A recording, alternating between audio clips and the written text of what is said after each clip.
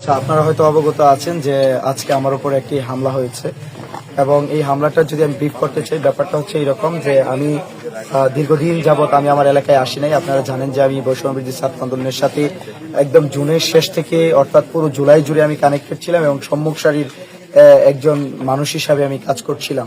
জুলাই পরবর্তী সময়ে সুসংগঠিত করার জন্য কিংবা সবকিছুকে স্টেবল রাখার জন্য আমি আমার জায়গা থেকে কাজ করছিলাম। তো যার ব্যস্ততার দরুন আমি দীর্ঘদিন যাবত আমি আমার এলাকায় আসতে পারি নাই। তো আজকে আমি আগামীকাল পবিত্র ঈদুল ফিতরকে সামনে রেখে আমি আমার গ্রামের বাড়িতে আসি। ইফতারের পরপর আমি আমার বাড়িতে পৌঁছাই।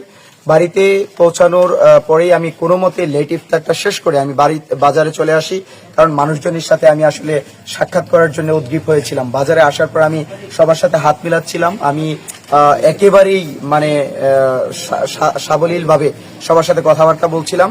হঠাৎ করে 4-5টা মোটরসাইকেল এসে হার্ট ব্রেক ধরে এবং ফাল দিয়ে সবাই নেমে কোমর থেকে স্টিক এবং একজনের হাতে দা ছিল এবং লাঠি ছিল, এগুলা দিয়ে এলোপাতারি সমানে চাকু ছিল, এগুলা দিয়ে এলোপাতারি মানে কোপাতে থাকে এবং আঘাত করতে থাকে, যার ভেতর দিয়ে আমার মাথা ভয়াবহভাবে ইনজোর্ড হয়, আমার হাত ইনজোর্ড হয়, আমার গলাতে ইনজোর্ড হয়, আমার পিঠে ইনজোর্ড হয়। আমার সাথে ছিল সুনামগঞ্জ জেলা বৈষম্যবিরোধী ছাত্র আন্দোলনের 1 নং যুগ্ম আহ্বায়ক ফয়সাল জামান, সেও ছিল।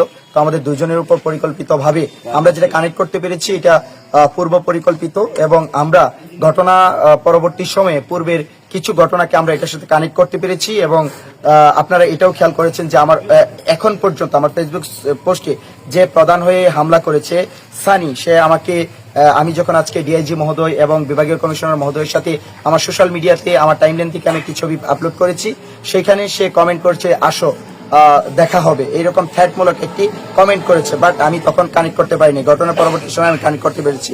আসলে ঘটনাটি সামারি করলে এরকম হয় যে এই যে পরিকল্পিতভাবে হঠাৎ করে আমাদের উপর অতর্কিত হামলা করেছে, এই হামলার ভেতর দিয়ে আমরা ভয়াবহভাবে ইনজোর্ড হই, কিন্তু তারপর আমরা এই দেশটা আমরা জানি এই পরিবর্তিত বাংলাদেশকে আনস্টেবল করার জন্য জাতি গোষ্ঠী এবং বিভিন্ন জন নানাভাবে কাজ করে যাচ্ছে। এই জন্য আমাদের দেশকে আমাদের স্টেবল রাখার জন্য আমরা সবসময় বদ্ধপরিকর ছিলাম। সেই জায়গা থেকে আমার রিলেটিভস, আমার শুভাকাঙ্ক্ষী, আমার ব্যানারের লোকজন, শত শত লোকজন বাজারে মানে ইনস্ট্যান্ট উপস্থিত হওয়ার পর আমি সবাইকে শুধু একটি দিক নির্দেশন দিয়েছি, আমরা আইনের প্রতি শ্রদ্ধাশীল, আমরা আইনের প্রতি শ্রদ্ধা রেখে এই মুহূর্তে আমরা আইনকে হাতে তুলে নিতে চাই না।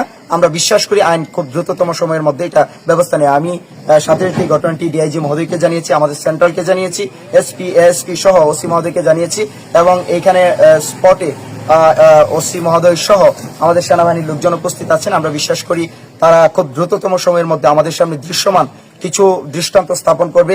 যদি না করে তাহলে আমরা আসলে কনফিউজ যে আমরা আমাদের মবকে, আমাদের শুভাকাঙ্ক্ষীকে এবং জুলাইয়ের স্পিডের পক্ষের মানুষকে কত সময় আমরা নিবৃত্ত করে রাখতে পারবো সেই ব্যাপারে আমরা সন্দিহান। তো আমরা বিশ্বাস রাখি আইন সেটা পারবে এবং করে দেখাবে।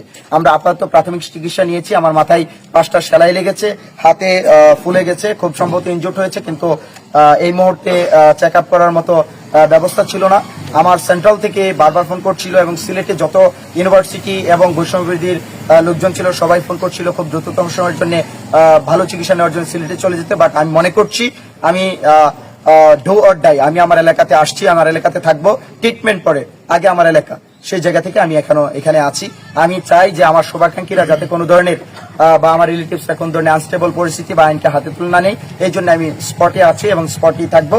আমরা বিশ্বাস করি প্রশাসন খুব দ্রুততম সময়ের মধ্যে দৃশ্যমান কিছু দেখাবে ইনশাল্লাহ। মানে যারা আক্রমণ করছে তারা কোন দলের অনুসারে?